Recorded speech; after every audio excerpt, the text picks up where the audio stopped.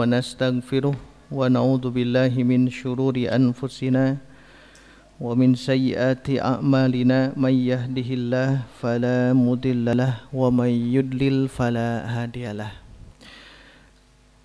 أشهد أن لا إله إلا الله وحده لا شريك له وأشهد أن محمدا عبده ورسوله الذي لا نبي بعده أما بعد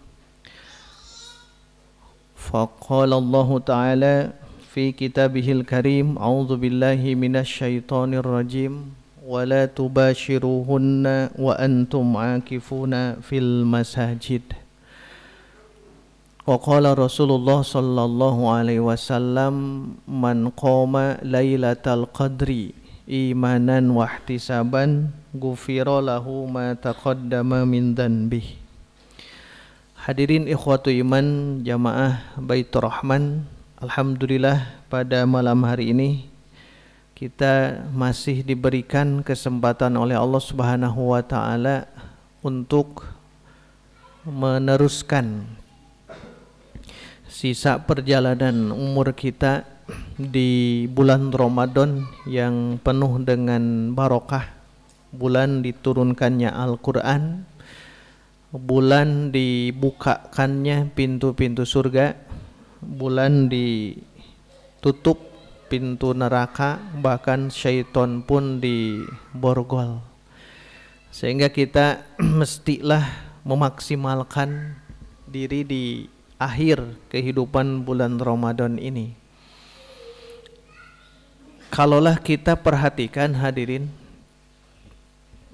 orang-orang yang kalaulah ikut perlombaan, tentunya kalau start itu semuanya pasti siap ya. Perlombaan maraton misal, semua orang-orang yang semua peserta itu pasti siap ketika start. Tetapi ketika mau finish itu belum tentu semuanya bisa sampai ke garis finish. Itulah sebabnya kenapa Nabi kita, Nabi Muhammad sallallahu alaihi wasallam, beliau menegaskan, rubba so'imin, banyak yang saum, laisa lahu min siyamihi, bukanlah dia dari saumnya itu illa kecuali alju' wal atosh, lapar dan haus saja.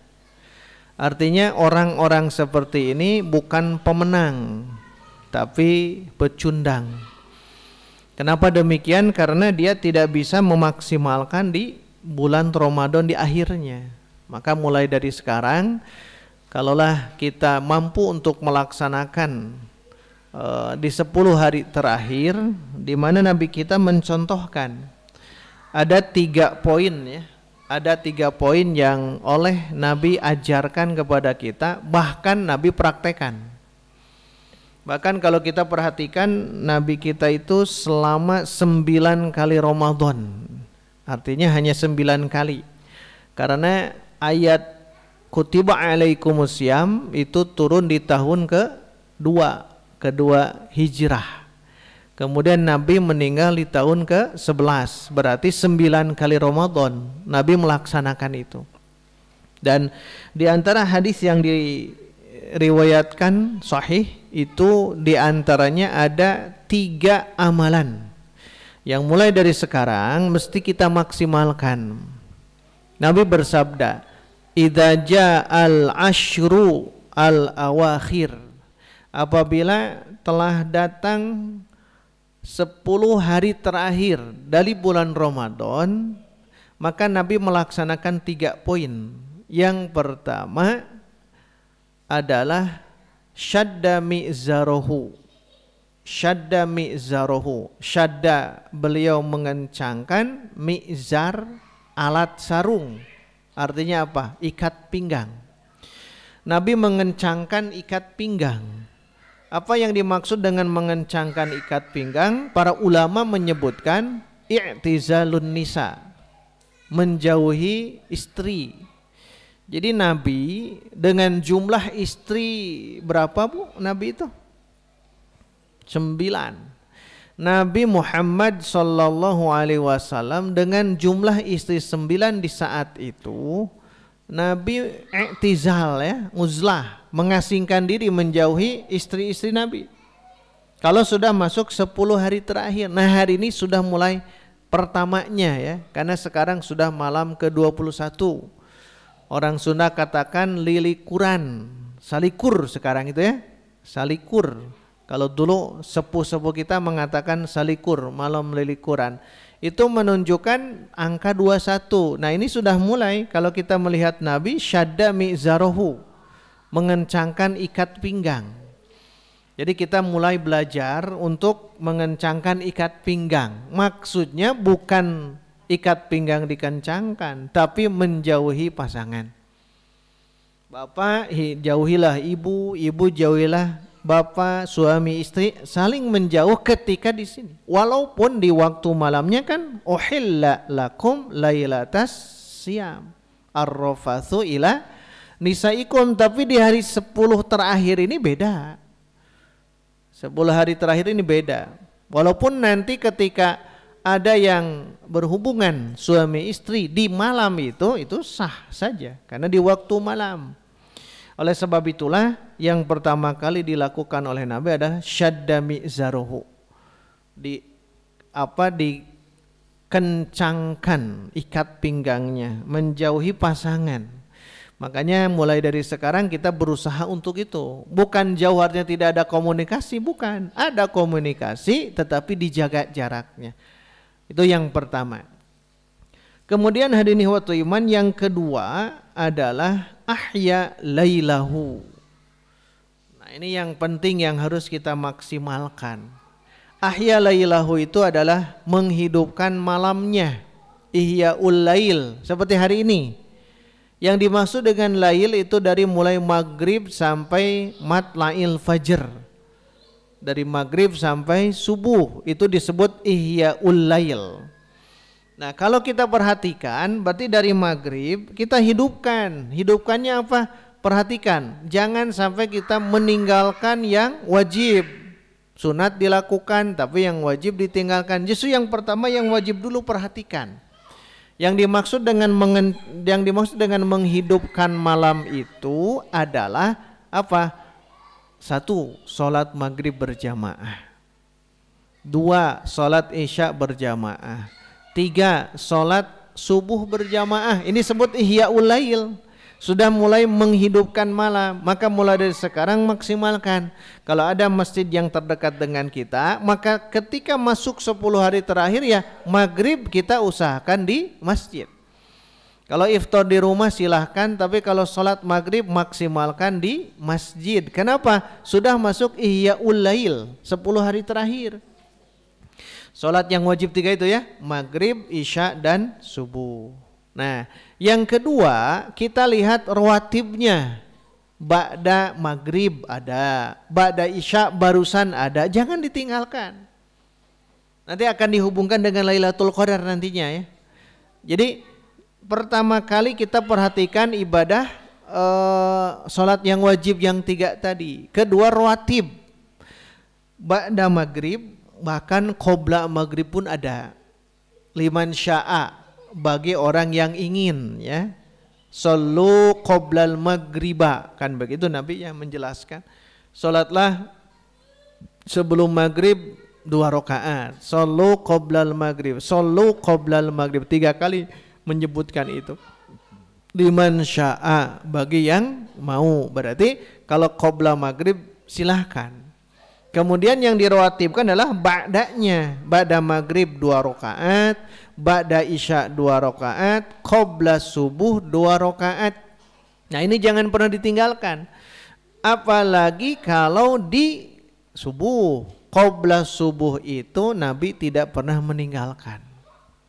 Maka ihyaul lail pertama maksimalkan itu ya. Terus maksimalkan. Jadi mulai maghrib, isya, subuh, mulai dari sekarang jangan pernah ditinggalkan untuk berjamaah, untuk ikhwan, untuk laki-laki. Untuk ibu nanti dikondisikan saja, mesti di rumah silahkan, tapi jangan meninggalkan rawatib. Jangan pernah meninggalkan rawatib. Jadi sudah saatnya hari ini ya, ihyaul lail. Jadi kalau kita biasa tidur jam 9, nah sekarang jangan jam 9, jam 10. Yang biasa jam 10, jam 11. Begitu, harus dimaksimalkan itu. Untuk apa? Untuk menghidupkan malam. Ini baru sholat ya. Ini baru sholat. Jadi kalau kita masuk ke 10 hari terakhir dengan cara Ihya'ul Lail, kita sholat yang 3 waktu tadi dengan rawatibnya. Kemudian yang kedua adalah sholat tarawih, qiyam lail atau qiyam Ramadan atau sering kita sebut tarawih. Karena dalam hadisnya man qoma lailatal qadri imanan wahtisaban ghufira lahu ma taqaddama min dzanbi. Siapa yang qiyam itu tarawih ya. Siapa yang qiyam di bulan Ramadan, maka dengan iman dan berharap Allah, ridho Allah, pahala Allah, maka Allah akan menurunkan maghfirahnya. Dosa-dosa yang lalu akan terhapus. Artinya ini peleburan dosa. Dosa-dosa akan dileburkan jika kita qoma lailatul qadri. Jika kita qiyam Ramadan di Lailatul Qadar. Jika kita qiyam atau tarawih. Kalau kita tarawih di Lailatul Qadar ya, seperti hari ini. Yakini hari ini justru Lailatul Qadar. Yakini justru hari ini adalah turunnya malaikat, turunnya ruh para malaikat min kulli amr, dari segala urusan kita itu semuanya baik. Kenapa? Karena Lailatul Qadar itu kan di 10 hari terakhir diganjil. Diganjil, hari ini sudah masuk ganjil 21. Sudah masuk ganjil 21. Sehingga kita maksimalkan hadirin ikhwatu iman. Jadi dengan Ihya'ul Lail seperti tadi itu maksimalkan, tarawihnya maksimalkan. Jangan sampai kita berleha-leha. Karena banyak kaum muslimin hadirin ikhwatu iman, ketika siamnya mereka kuat siam di siang hari, tetapi belum tentu kuat qiyam di malam hari.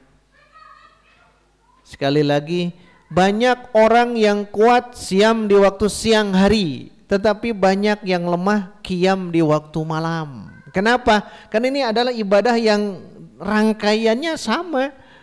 Ibadah siam, ujiannya lapar, haus, dahaga, sehingga kita mampu lulus dengan itu. Tapi kalau ujian kenyang, itu semuanya sulit ya. Kenapa? Karena kenyang, ujiannya kenyang. Kalau ujiannya kenyang berarti kan kita merasa ngantuk, tunduh gitu ya. Apalagi kalau nanti kita qiyam Ramadan kita maksimalkan. Karena ini di ujung kehidupan. Jadi kalau di ujung kehidupan mau masuk ke garis finish itu tidak mudah. Sudah lelah semuanya. Tetapi karena kekuatan imanan wahtisaban, berani untuk qoma lailatul qadri. Siap untuk itu semua. Makanya kita start dari sekarang. Qiyam Ramadan ya, tarawih kita maksimalkan. Sehingga jangan pernah lelah ya. Kalaupun nanti capek di kajian seperti mau tidur saja. Ketika kita capek akhirnya kalau kita harus duduk sholat ya sholat sambil duduk, sambil berbaring silahkan. Yang penting kita maksimalkan di malam harinya untuk Ihya'ul Lail, untuk menghidupkan malamnya. Itulah sebabnya insya Allah ya biiznillah sebelum kajian sebelum qiyam Ramadan kita adakan halaqah Ihya'ul Lail. Setengah jam, 1 jam kita akan maksimalkan dan akan mengkaji kitab yang dipegang oleh ikhwatu iman itu sekalian. Walaupun kitabnya gundul, tapi nanti mulai besok kita akan coba bacakan ya apa isinya, karena ini sangat baik untuk kehidupan kita, karena kita jarang-jarang berpikir tentang kematian. Jarang-jarang kita berpikir tentang alam kubur, alam barzakh. Jarang-jarang kita berpikir tentang surga dan neraka. Kenapa? Karena kita habis waktu kita untuk keduniaan. Maka di 10 hari terakhir itu kita akan tamatkan kitab yang ini.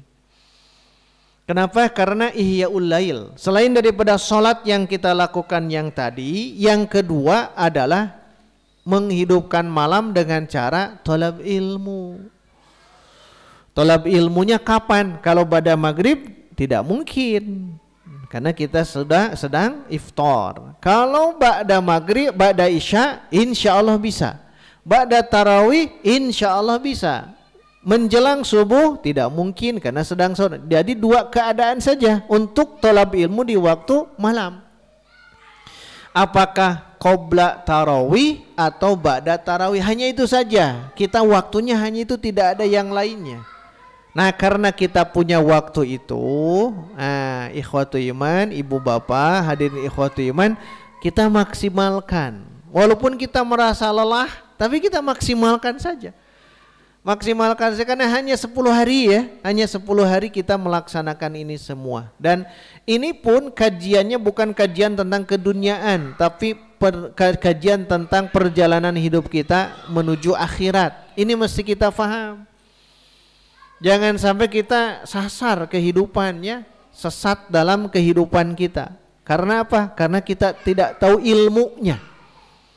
Kita tidak tahu ilmu seperti yang di sini kan, bagaimana hakikat kematian yang sebenarnya. Kita akan bahas besok. Karena ada muqaddimah yang kita lewatkan ya. Beberapa lembar kita lewatkan tentang muqaddimah, tentang keutamaan dalam kematian, bagaimana targhib, motivasi dalam kematian, karena memang di sini dijelaskan juga ya. Nah, hadirin ikhwatu iman, jadi yang pertama tadi sholat, yang kedua ilmu ya, talab ilmu. Talab ilmu itu ya cukup 1 jam maksimal gitu ya, atau setengah jam maksimal kita baca, gali, kaji sehingga kita menjadi paham tentang ini semua. Nah, setelah kita kaji keilmuan untuk berbarengan sampai berjamaah seperti ini, nanti kaji lagi yang lain tentunya. Kalau ikhwatu iman nanti pulang ke rumah baca majalah, baca Quran, baca yang lain-lainnya begitu ya. Maksimalkan itu di malam itu. Kenapa? Karena ingat, yang satu yang harus kita pahami, di 10 hari terakhir itu ada Lailatul Qadar. Perhatikan di surah Al-Qadar. Di situ jelaskan khairun min alfi syahr. Lebih baik dari 1000 bulan. 1000 bulan kalau kita konversikan ke tahun berarti 83 tahun lebih. Sekian bulannya. 83 tahun lebih. Nah, ini adalah konversi dari bulan ke tahun.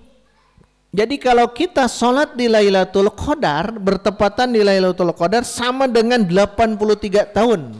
Kalau kita taklim hanya 1 jam dan bertepatan di Lailatul Qadar, itu sama dengan 83 tahun.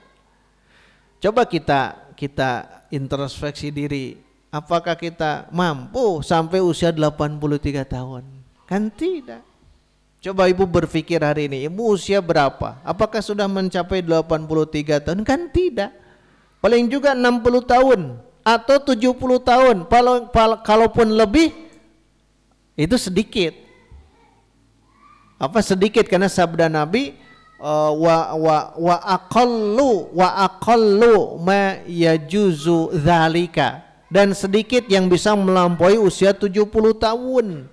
Makanya usia 83 tahun itu kalau kita bertepatan ibadah di bulan Ramadan, Masya Allah, mohon maaf bukan di bulan Ramadan, di Lailatul Qadar, kita bertepatan ibadah di Lailatul Qadar, Masya Allah, sama dengan 83 tahun ibadah kita. Ibadah sholat yang kita sebutkan 83 tahun. Ibadah ibadah kita melaksanakan thalab ilmu hanya 1 jam di Lailatul Qadar, itu sama dengan 83 tahun. Nah, yang begini kaum muslimin jarang sadar. Karena mereka merasa lelah dari awal. Kemungkinan besar tidak imanan wahtisaban. Lelahnya dengan lelah apa? Lelah mungkin mikir tentang keduniaan. Lelah mikir, mungkin kita mikir nanti jang lebaran naon ya, belum kebeli ini dan sebagainya. Akhirnya kita melupakan 10 hari terakhir. Sadar tidak sadar yang ramai di 10 hari terakhir di mana Pak Bu? Di mall, di pasar baru, di tempat-tempat yang dimana di pusat perbelanjaan. Harusnya kan kita maksimalkan justru di masjid. Harusnya kita maksimal ke masjid, ramaikan masjid itu. Karena apa? Karena kembali ke yang tadi, 3 amalan Nabi di 10 hari terakhir. Yang pertama, syadda mi'zarahu, mengencangkan ikat pinggang, menjauhi pasangan. Yang kedua, ahya lailahu, menghidupkan malam seperti hari ini. Kita sholat, kita tolab ilmu, dan kita berinfak, Pak Bu, berwakaf, bersodako, berzakat di Lailatul Qadar. Masya Allah, 83 tahun. 83 tahun kita memaksimalkan ini. Kenapa? Ya kita akan merasakan nanti kelak di yaumil kiamah. Jadi kalau kita cerdas ya berinfaklah di Lailatul Qadar, di malaman ganjil yang itu, biar kita bisa memaksimalkan diri. Maka hadirin ikhwatu iman, kalau kita sadar ini maka silahkan infaklah. Boleh di masjid, boleh kita di luar dan lain sebagainya. Infak yang terbaik. Infak yang terbaik yang kita miliki ya. Bukan untuk orang lain, bukan untuk masjid, bukan untuk pesantren, bukan untuk fakir miskin, bukan untuk yang lainnya. Tapi untuk kita nanti kelak di yaumil kiamah. Oh ini jadi sama dengan 83 tahun. Maka maksimalkan setiap hitungan ganjil ya. Sekarang 21, nanti 23, nanti 25, puncaknya 27. Tapi 27 itu kebiasaan orang-orang Arab di sana itu masjid-masjid tumpah keluar jamaahnya.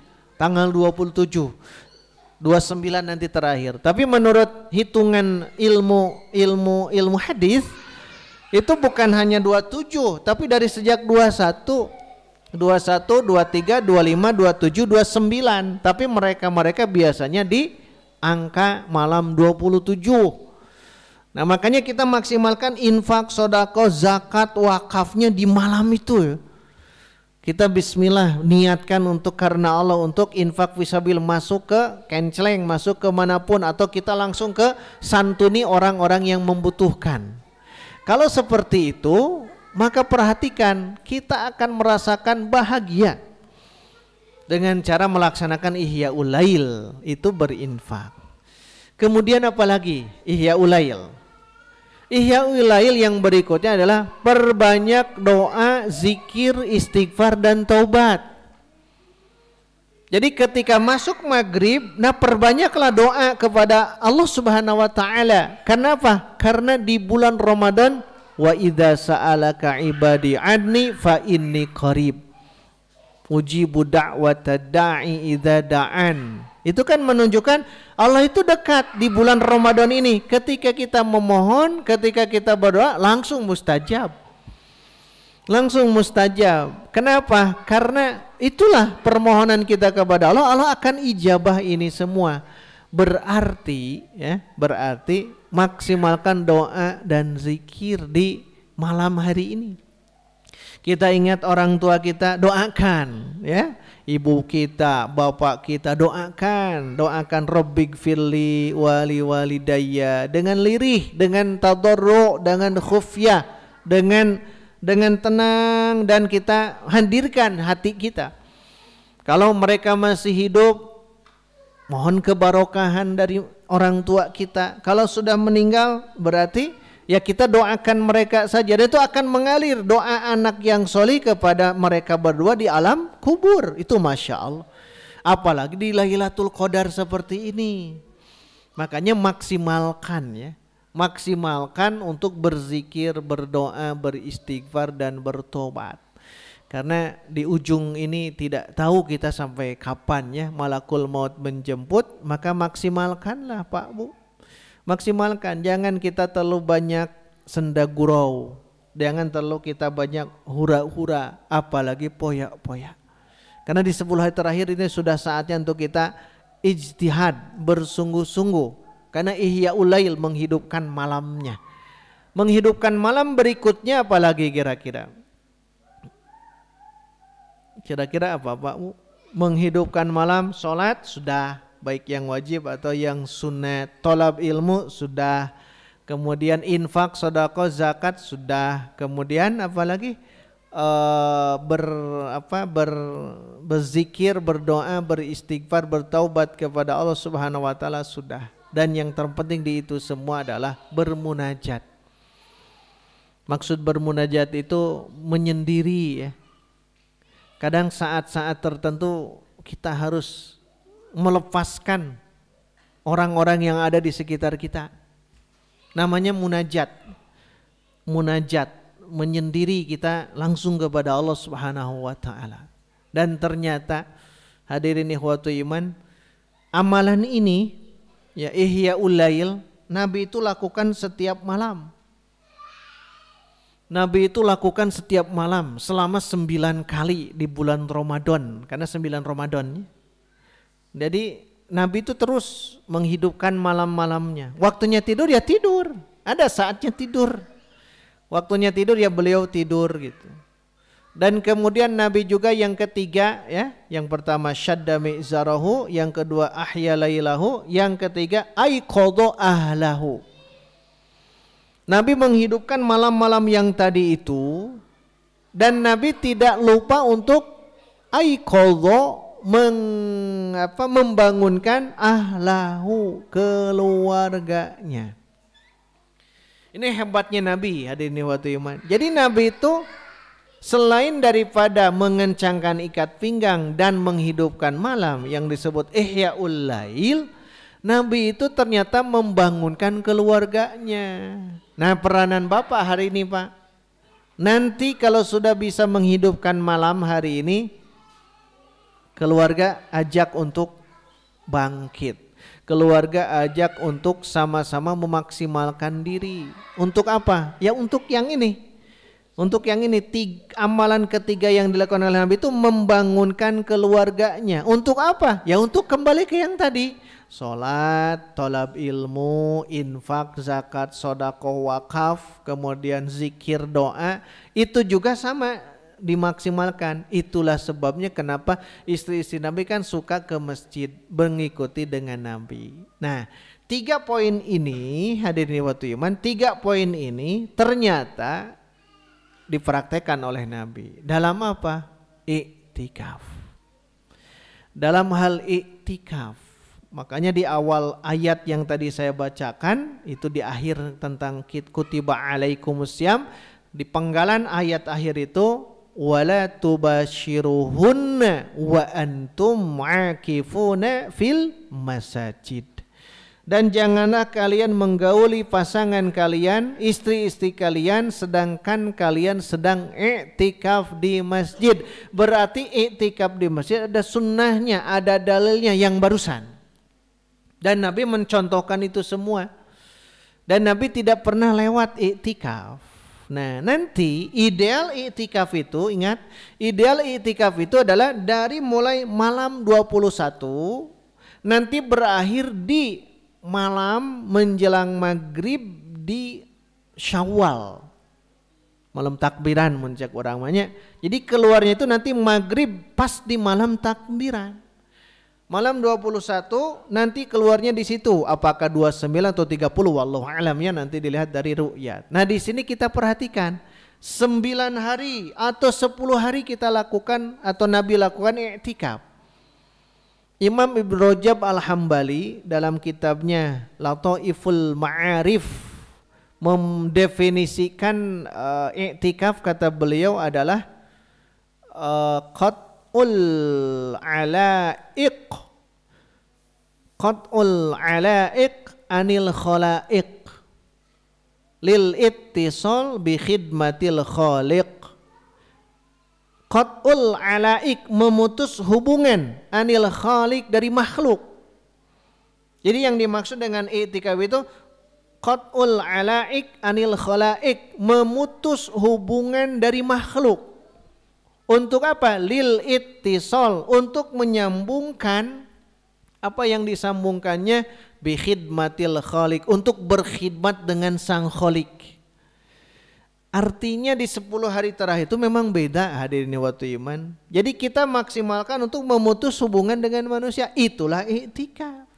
Maksimalkan itu. Makanya kembali ke yang tadi, Ihyaul Lail, memang ketika Nabi i'tikaf dimaksimalkan itu. Nah, kalau belum bisa ya, dari mulai malam 21 nanti keluar di malam Id, maka semampunya saja. Kalau tidak bisa, saya mau tanggal 21-nya, 23, 25, 27, 29. Kalau tidak bisa, 25, 27, 29. Kalau tidak bisa, 27. Jangan sampai kita meninggalkan itu. Ataupun kalaulah belum mampu untuk kita tinggalkan semua, kita bisa bermabit. Mau bermalam, ambil yang ganjilnya. Yang ganjilnya malam 21, 23, 25, 27, 29, maksimalkan itu. Bagi ibu, bagi akhwat dibolehkan. Hanya nanti harus izin di keluarga. Kalaulah diizinkan oleh bapak, oleh pasangan, silahkan. Tapi nanti ada adab-adabnya. Ketika mau tidur kan harus tertutup aurat dan sebagainya, itu harus memang ada tempat khusus untuk nisa harusnya ya. Harusnya ada lantai 2 di kita itu ya.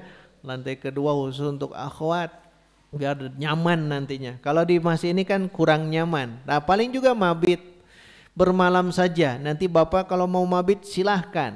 Mau di sini, mau di Kota Baru, mau di masjid yang lain. Yang penting mabit bermalam saja.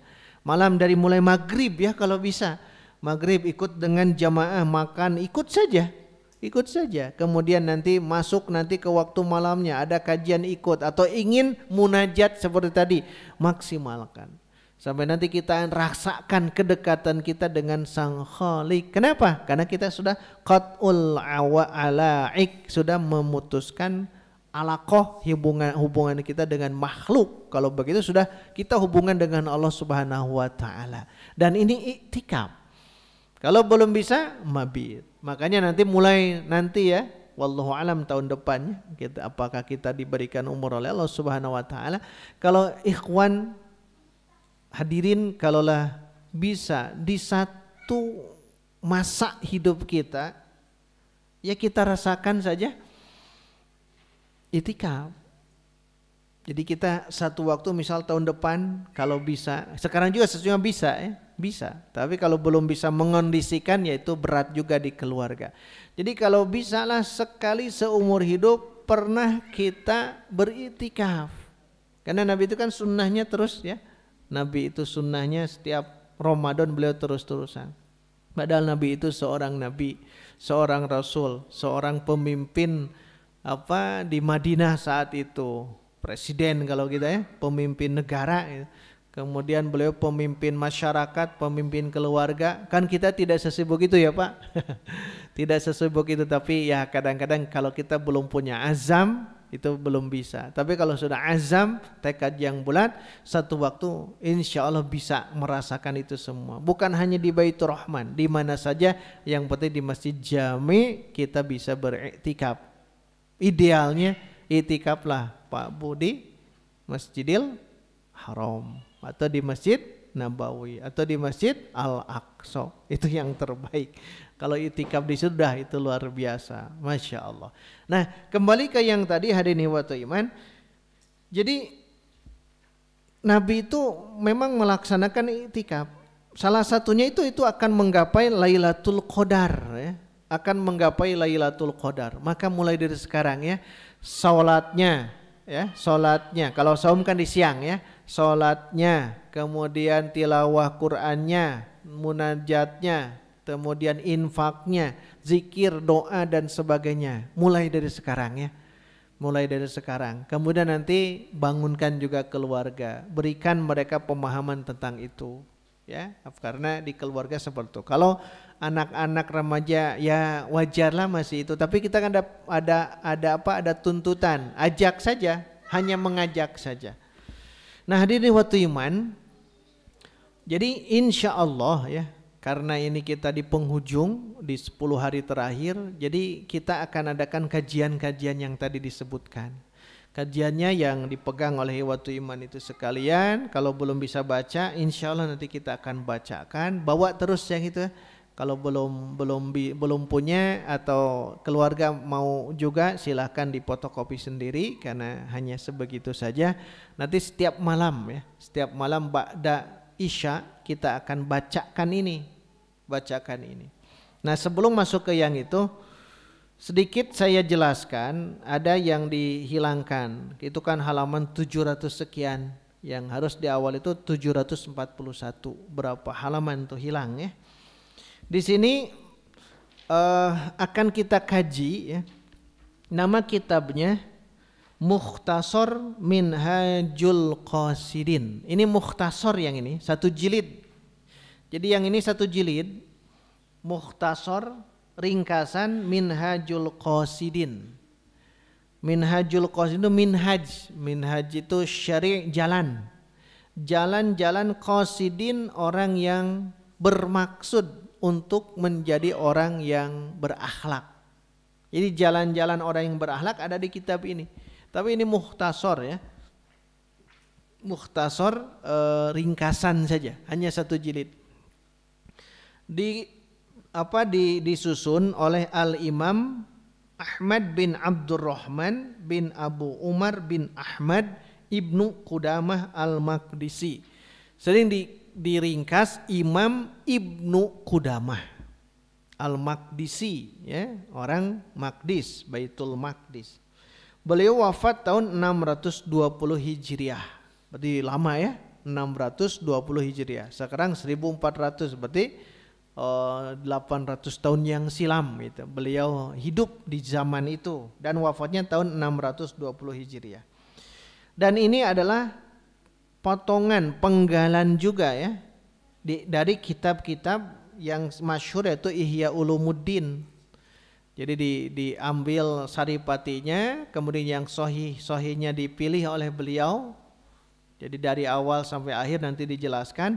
Nah, kita tidak mengkaji semuanya karena Minhajul Qasidin ini kan bahasanya luar biasa panjang. Kalau kita perhatikan dari bab ke babnya itu sangat-sangat bagus. Nanti bisa kita sanding kepada yang lain. Contohnya ya, yang pernah kita jelaskan di Ngabuburit itu. Yang Ngabuburit itu beda pengarang ya, itu Syekh Al-Qasimi. Tapi sama ininya, pertama dari kitab ilmu, kedua kitab toharoh, berarti masuk ke sholat, keempat zakat, kelima saum, keenam haji, terus adab Al-Quran, zikir dan doa, wirid-wirid. Kemudian poin yang kedua tentang kebiasaan, makan, minum, berkumpul, kemudian bertamu, menikah dengan adab-adabnya. Kasab itu usaha, itu ada di sini. Halal haram, kasab yang halal dan haram. Kemudian ukhuwah, kemudian adab safar. Terus ini membahas tentang ini semua. Nah, nanti di akhir, jadi kita ambilnya yang di akhir ya. Yang di akhir di sini di paling akhir itu nomor 40 kan ya, yaitu kitab Zikrul Maut, tentang kematian, wama ba'dahu, dan setelah kematian, wama yata'allaqu bihi, dan berkaitan dengan kematian. Nanti bab kematian, kemudian nanti juga membahas tentang alam kubur, membahas tentang surga dan neraka, sifat surga, sifat neraka. Itu kita akan bahas selama 10 pertemuan atau 9 pertemuan ke depan. Jadi mohon itu dibawa ya, setiap ba'da isya kita terus kaji gali. Kemudian kalau perlu untuk diskusi, boleh nanti kita diskusikan, karena di malam itu kita maksimalkan. Memang agak beda ya.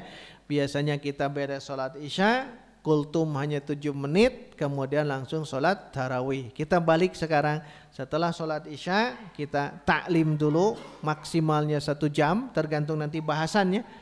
1 jam maksimal itu ya. Kemudian kalau bisa setengah jam juga tidak apa-apa. Nanti lihat per pasal lihatnya, dan kita akan coba baca bareng-bareng. Kemudian nanti kita kaji, gali, dan kita simpulkan. Setelah itu baru kita masuk ke sholat tarawih 11 rakaat. Nah, yang tadi sedikit saya jelaskan bahwa tentang kematian ada 3 kelompok manusia. Yang pertama munhamik, yang kedua taibun, yang ketiga arifun. Di situ tidak ada ya. Yang munhamik itu fala yadhkurul maut, dia tidak ingat mati. Jika diingatkan juga dia banyak alasan itu ini karena keduniaan. Itu namanya munhamik. Mungkin kita sering tidak menyibukkan diri dengan kematian, kan jarang. Nauzubillah. Jarang mengingat mati teh. Jarang mengingat mati teh. Seolah-olah hidup itu 1000 tahun lagi. Nah, itu yang munhamik. Kalau yang kedua taib mubtadi. Taib, taubat. Apa cirinya? Dia sering mengingat kematian. Dia taib. Taib itu taubat. Orang yang bertaubat kepada Allah, tapi dia mubtadi ya. Dia dasar gitu. Kalau munhamik itu dia tidak ingat dan tidak mau tahu tentang kematian. Bahkan mungkin tidak yakin terhadap kematian. Tidak yakin dia itu. Kalau yang taib dia banyak mengingat tentang itu semua gitu. Tapi satu waktu ya kadang-kadang tidak begitu ya. Tapi lebih cenderung dia mengingat kematian. Itu yang kelompok kedua, taib. Kalau yang kelompok yang ketiga itu lebih dahsyat lagi, arif, muntabih. Jadi arif itu di sini jelaskan fa innahu yadhkurul maut daiman. Jadi selamanya dia ingat kematian. Itu ya. Jadi kalau yang kedua ingat mati tapi kadang-kadang tidak. Yang kedua itu taib. Itu dasar. Kalau yang ketiga arif, dia memang senantiasa terus-terusan. Bahkan beliau itu ingin bertemu dengan Al-Habib, dengan Allah Subhanahu wa taala. Nah, ini yang berat, yang ini memang yang hebat memang di sini. Jadi dia hidupnya itu ingin bertemu dengan Allah saja. Jadi kehidupannya ingin bertemu dengan Allah terus-terusan gitu. Artinya dia akan terjaga orang seperti itu. Dan ini tidak mudah ya. Makanya kita harus belajar ya. Belajar. Nah, terakhir di sini pernah Nabi bersabda, "Kaifa kana dzikru sahibikum lil maut?" Bagaimana kalian menyebutkan tentang kematian? Maksudnya ditanya tentang kematian atau ditanya tentang sesuatu yang bisa membuat kita kolbu kita semakin luluh, semakin lembut. Maka Nabi menegaskan aktsaruhum lil maut dzikran. Jadi kalau kita memperbanyak ingat mati itu bagian daripada zikir. Jadi kita banyak itu yang dimaksud dengan orang yang cerdas. Karena orang yang cerdas itu adalah al-qayyis. Al-qayyis itu mandana nafsahu wa amila lima ba'dal maut. Hadisnya hasan. Orang yang cerdas itu adalah mandana nafsahu, orang yang mensucikan jiwanya, wa amila lima ba'dal maut, dan dia beramal untuk kematian. Itu yang al-qayyis. Nah, hadirin waktu iman, kembali ke yang tadi, ada 3 kelompok. Yang pertama orang yang tidak pernah ingin tahu tentang kematian, yang namanya munhamik. Yang kedua orang yang ingat kematian tapi kadang-kadang tidak. Kalau yang ketiga orang yang arif, dia sangat-sangat faham tentang kematian itu sehingga dia terus-terusan ingat kematian. Tapi bukan berarti dia tidak beramal. Justru dengan ingat kematian dia akan memaksimalkan amal ibadahnya. Demikian kajian pada perdana malam hari ini. Semoga Allah memberikan keistiqomahan, Allah memberikan kesabaran, Allah memberikan hidayah kepada kita untuk senantiasa berkumpullah di rumah Allah. Karena dengan berkumpul di rumah Allah akan merasakan kebahagiaan yang tidak pernah dirasakan oleh mereka yang tidak pernah mengenal wudu, yang tidak pernah mengenal ibadah sholat. Makanya bersyukur kita ada dalam ajaran Islam. Dan kalau kita pun mati, mestilah mati dalam keadaan Islam. Wala tamutunna illa wa antum muslimun. Amin ya rabbal alamin. Aqulu qouli hadza wa astaghfirullah li wa lakum walhamdulillahi rabbil alamin. Wassalamu alaikum warahmatullahi wabarakatuh.